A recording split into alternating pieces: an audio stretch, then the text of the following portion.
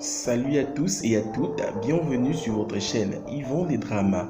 Aujourd'hui, je vous présente le résumé de la série La Force du Cœur, épisode 30. Donc, avant de commencer, n'hésite pas à t'abonner pour recevoir toutes nos prochaines vidéos car nous travaillons dessus. Au début de cet épisode, Angela est en train de se disputer par rapport à Juan Marcos et ses enfants.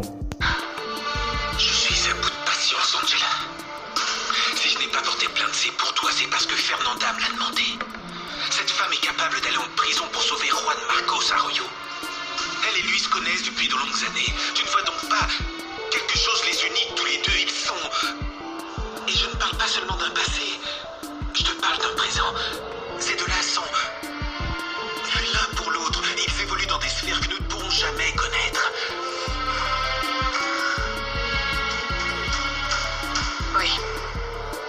Oui, tu as raison. Et tu sais quoi? C'est peut-être la femme dont monsieur a besoin. De l'autre côté, à l'hôpital, Juan Marcos est en train de prendre soin de Fernanda. Et au même moment, Angela arrive et les trouve dans une position un peu délicate, chose qui la gêne vraiment. Reviens plus tard, madame. Non, s'il te plaît. Non, rentre. Voilà, je m'inquiétais énormément pour vous. J'ai appris ce qui s'est passé par Luis. Angela, tu ne penses pas que Juan Marcos a voulu le tuer? Comment peux-tu penser que Juan Marcos serait capable de quelque chose comme ça? Non, mais je n'ai jamais dit ça. Ne manque plus que ça. Que tu crois que je suis un meurtrier? J'ai déjà expliqué à la police que c'était un accident. C'est moi qui ai tiré. Quand j'ai trouvé l'arme de Juan Marcos, j'ai paniqué et tout d'un coup, je ne sais pas ce qui s'est passé, mais... Non, ce n'est pas vrai. Ça, c'est la version que tu as donnée à la police. Mais ce n'est pas vrai. Ce qui s'est passé, c'est que je suis allé voir ton mari. Je l'ai menacé d'une arme pour qu'il dise la vérité. On s'est battu, Fernanda est intervenue et l'arme est partie et ça, c'est la vérité. Jamais je n'ai pensé le tuer, bien sûr. De toute manière, tu crois que je suis un tordu qui invente des choses pour discréditer mon adversaire, non?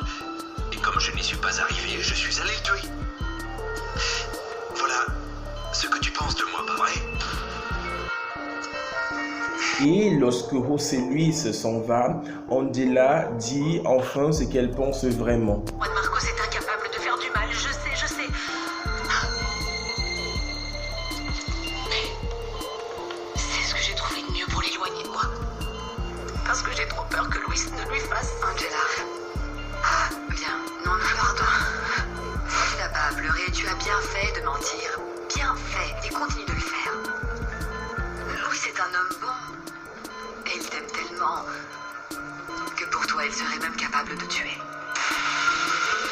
Et lorsque Juan Marcos est donc en train de s'en aller, le mari de Angela vient le surprendre avec une arme dans la voiture.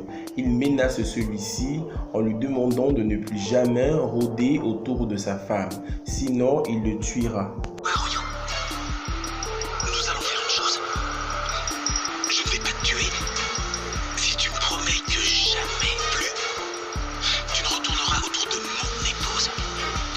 C'est d'accord? Jamais je ne te jurerai ça parce que je l'aime. Démarre, Arroyo. Il démarre, dépêche-toi. Et heureusement, Angela arrive à temps et réussit à intercepter Luis. Oui, je suis fou de toi. Tu m'as obligé à faire ça, Angela. Et tu sais pourquoi? Parce que c'est toi qui me rends fou. Tu ne veux pas fixer de date à notre mariage. Pourquoi tu ne veux pas te marier avec moi? Tu le regardes toujours. Lui, il me dit tout le temps qu'il t'aime. Tu habites chez lui. Tu manges chez lui. Tu dors avec lui. Tu ne te rends pas compte que la seule chose qui compte pour moi dans cette vie, c'est toi? Tu t'en rends pas compte, mon amour? Laisse-le partir, Luis. Et toi, Juan Marcos, rentre chez toi. Et s'il te plaît, ne va pas porter plainte. Je ne pense pas prévenir la police. C'est un truc entre nous, entre lui et moi. Juan Marcos, rentre chez toi. Oui, j'y vais, Valdez. Et tu viens avec moi. De l'autre côté, dans la maison de Willy, Celui-ci reçoit une lettre d'un inconnu qui le suit sans cesse. Vicenne, au moins c'est amusant de te suivre au quotidien. L'autre soir, je me suis bien marré en te voyant te battre dans le bar avec Dario Sandoval. Quoi? Et un conseil.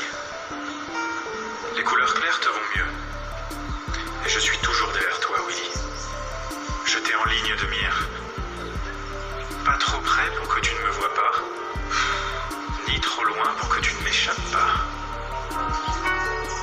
De l'autre côté, dans la maison, Emma accuse Nelly de l'avoir empoisonnée car elle aimerait vraiment que celle-ci soit chassée de la maison. Lorsque son père arrive, il est tellement inquiet pour sa fille. Qu'est-ce qu'il y a, Emma? Comment tu vas, Emma? Calmez-vous, elle va bien. J'ai appelé l'ambulance, nous sommes allés à l'hôpital et ils ont diagnostiqué une intoxication. Dans peu de temps, elle ira mieux. Oui, mais bon, c'est grave ce qui s'est passé parce que Nelly m'a empoisonnée. Elle l'a fait parce que je l'ai virée. Et je ne veux plus qu'elle reste à la maison. Quoi? Nelly quoi? S'il te plaît, Emma. Nelly serait incapable de faire une chose pareille. C'est exactement ce que je dis. Pourquoi tu l'as virée? Eh bien, parce qu'elle distrayait Peralta de ses devoirs, à savoir moi. Et si lui n'a Dieu que pour elle, il ne peut pas s'occuper de moi. Violetta, qui est dans sa chambre, appelle son père et celui-ci vient donc avec Angela. Elle a encore essayé de marcher, mais elle n'y est pas arrivée, chose qui la rend vraiment très triste. Je suis vraiment trop bête. Je suis vraiment trop bête. J'ai voulu marcher, mais je n'ai pas pu. J'ai voulu être la même qu'avant. Ma petite princesse, je t'ai dit que tu étais la même, hein? Tu le dis, Angela, parce que toi, tu peux marcher, tu peux danser, tu peux courir. Mais moi, je ne peux pas. Je veux redevenir la Génésis que j'étais avant cet accident. Peralta vient donc dire à Emma que si elle renvoie la femme qu'il aime de la maison, lui aussi s'en ira. C'est donc ainsi que Emma prend donc la décision de dire à tout le monde qu'elle s'est intoxiquée elle-même. Je ne veux pas non plus passer pour la méchante de l'histoire. Qu'elle reste. Je n'ai plus l'intention de m'intoxiquer. Pardon? C'était un piège. Et vous le savez, je suis comme ça. J'ai fait exprès de m'intoxiquer. Pourquoi, Emma? Pourquoi? Parce que je ne supporte pas que Peralta ne m'aime pas. Puis, plus tard, dans la piscine, Peralta vient donc rejoindre Emma qui est là. Il dit à celle-ci qu'il aime vraiment plus qu'un fou, mais qu'il ne faut plus qu'elle fasse des méchancetés. Je veux que tu saches que Peralta t'aime comme un fou.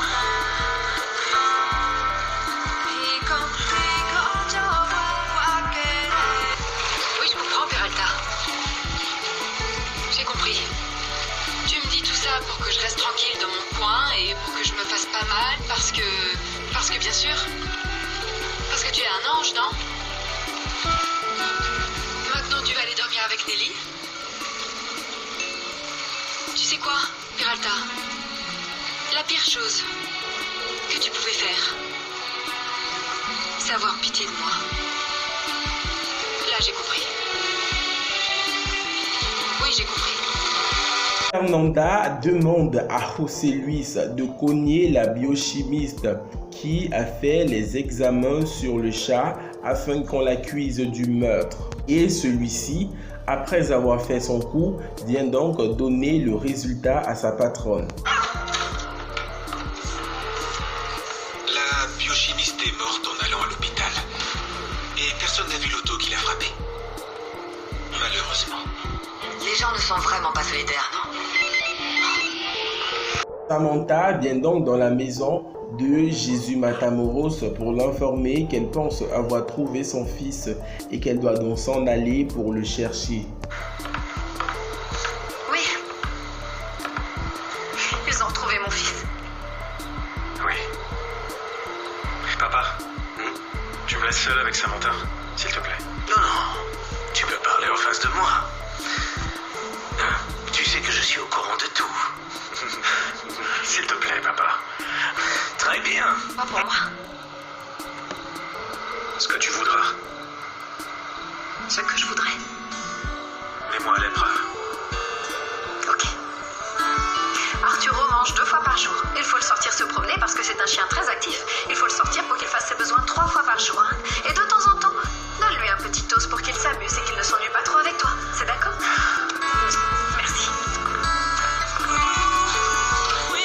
Voilà les amis, c'est donc tout pour cette vidéo.